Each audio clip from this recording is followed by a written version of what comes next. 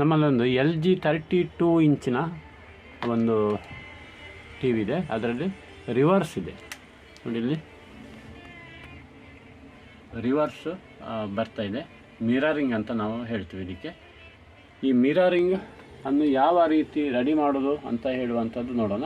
ಇದಕ್ಕೇನೇ ಕೆಲಸ ಇರೋದಿಲ್ಲ, ಜಸ್ಟ್ ಒಂದು ನಮ್ಮ ಈ ಸರ್ವಿಸ್ ಮೋಡ್ ರಿಮೋಟ್ನಲ್ಲಿ ಆಪ್ಷನ್ ಇದೆ, ಆಪ್ಷನ್ನ ಮೂಲಕ ನಾವು ರೆಡಿ ಮಾಡ್ಬೋದು. ಇದರಲ್ಲಿ ನಾವು ಮುಖ್ಯವಾಗಿ ನೋಡಬೇಕಾದದ್ದು ADJ ಅನ್ನು ಪ್ರೆಸ್ ಮಾಡಬೇಕು.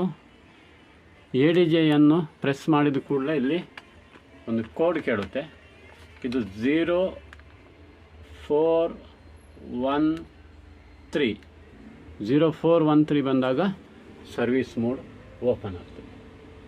ಹೀಗೆ ಇದರಲ್ಲಿ ಸರ್ವಿಸ್ ಮೋಡ್ನಲ್ಲಿ ಓಪನ್ ಆದ ಕೂಡಲೇ ಟೂಲ್ ಆಪ್ಷನ್ 2 ಅಂತೇಳಿದೆ. ಟೂಲ್ ಆಪ್ಷನ್ 2ನಲ್ಲಿ ನಾವು ರಿಮೋಟ್ನಲ್ಲಿ ಟೂಲ್ ಆಪ್ಷನ್ 2ಗೆ ಕನೆಕ್ಟ್ ಹೋಗಿ ಅಲ್ಲಿ ಓಕೆ ಬಟನ್ ಪ್ರೆಸ್ ಮಾಡುವಾಗ ನೋಡಿ ಈ ರೀತಿ ಇದೆ. ಇಲ್ಲಿ ಮಿರರ್ ಮೋಡ್ ಆಫ್ ಅಂತೇಳಿದೆ.